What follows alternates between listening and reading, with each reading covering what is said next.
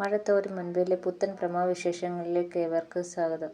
ആദ്യം തന്നെ നമ്മളെ കാണിക്കുന്നത് നമ്മുടെ ബബിതയുടെ കൂട്ടുകാരൻ ഉണ്ടല്ലോ, ഫോൺ വിളിച്ച് സംസാരിച്ച് അവൻ വീട്ടിലേക്ക് വരികയാണ്. അപ്പോൾ വീട്ടിൽ നമ്മുടെ വൈജയന്തിയും അവിടെ ആരുമില്ല, എല്ലാവരും ഹോസ്പിറ്റലിൽ, വൈജയന്തിയും കൃഷ്ണയും ഒക്കെ ഹോസ്പിറ്റലിൽ പോവുകയാണ്. അപ്പം നമ്മുടെ ബബിതയെ കാണാനായിട്ട് അവൻ അങ്ങോട്ട് വരികയാണ്. ബബിത വന്ന് ഡോറ് തുറക്കുന്നു.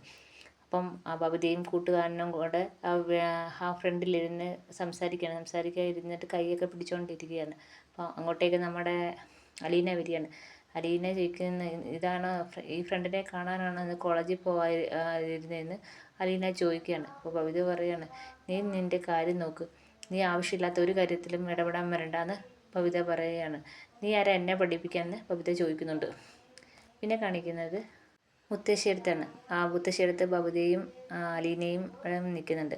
മുത്തശ്ശിയടുത്ത് നിന്ന് നമ്മുടെ അലീന കാര്യങ്ങളൊക്കെ പറഞ്ഞിട്ടുണ്ടെന്ന് തോന്നുന്നു. അപ്പം മുത്തശ്ശിയടുത്ത് ബബിത പറയുന്നത്, മുത്തശ്ശിയുടെ കാര്യം നോക്കിയാൽ മതി, ആവശ്യമില്ലാതെ എന്നെ പഠിപ്പിക്കാനോ എന്നെ ഭരിക്കാനോ വരണ്ടെന്ന് പറയുകയാണ്. എന്നിട്ട് അലീനടുത്ത് ചോദിക്കുകയാണ്, നിൻ്റെ അസുഖമൊക്കെ മാറിയോന്ന്. എന്ന് വെച്ചാൽ നമ്മുടെ മുത്തശ്ശിയടുത്ത് നിന്ന് പറഞ്ഞതിനാണ്, അങ്ങനെ കളിയാക്കിയാണ് ബബിത ചോദിക്കുന്നത്. പിന്നെ കാണിക്കുന്നത് നമ്മുടെ വൈജയന്തിയുടെ സഹോദരൻ ഗംഗാധരനും ഭാര്യയും കൂടെ സംസാരിക്കുന്നതാണ് കാണിക്കുന്നത്. ഭാര്യ ഗംഗാധരനോട് ചോദിക്കുകയാണ്, നമ്മളിപ്പം കൊല്ലപ്പള്ളിയിലേക്കാണോ പോകുന്നത് അതോ ബാലചന്ദ്രനെ കാണാൻ ഹോസ്പിറ്റലിലേക്കാണോ പോകുന്നതെന്ന്. ഗംഗാധരൻ പറയുകയാണ്, നമ്മൾക്ക് ഇപ്പോൾ ഹോസ്പിറ്റലിലേക്ക് പോകണ്ട, കാരണം ബാലചന്ദ്രൻ്റെ ഇപ്പോഴത്തെ മാനസികാവസ്ഥ എങ്ങനെയാണ്, നമ്മളെ കാണുമ്പോൾ എങ്ങനെ പ്രതികരിക്കുമെന്നൊന്നും പറയാൻ പറ്റത്തില്ല, അതുകൊണ്ട് നമുക്കിപ്പോൾ പോകണ്ട എന്ന് പറയാണ്. അപ്പം നമ്മൾ മാലതി പറയാണ്, നമുക്കതിന് മുമ്പേ വൈജയെ കാണണം, വൈജയെ കണ്ടിട്ട് വൈജയെടുത്ത് കാര്യങ്ങളെല്ലാം പറഞ്ഞ് ധരിപ്പിക്കണം, വൈജയെടുത്ത് എല്ലാം പറഞ്ഞ് മനസ്സിലാക്കണം, വൈജയുടെ ദേഷ്യവും വൈജയുടെ എടുത്തുചാട്ടവും ഒക്കെയാണ് ഇതിൻ്റെ പ്രധാന കാരണമെന്ന് വൈജയെ പറഞ്ഞ് മനസ്സിലാക്കണം. അതിനൊക്കെ ഒരു അറുതി വരുത്തണം, വൈജയുടെ സ്വഭാവത്തിൽ നല്ല മാറ്റം വരുത്തണം എന്നൊക്കെയാണ്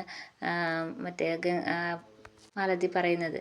പിന്നെ കാണിക്കുന്നത് അവർ വീട്ടിലേക്കാണ് വരുന്നത്. അവർ ഹോസ്പിറ്റലിൽ പോയില്ല, പേടിച്ച് ഹോസ്പിറ്റലിൽ പോകാതെ വീട്ടിലേക്ക് വരുന്നതാണ് കാണിക്കുന്നത്.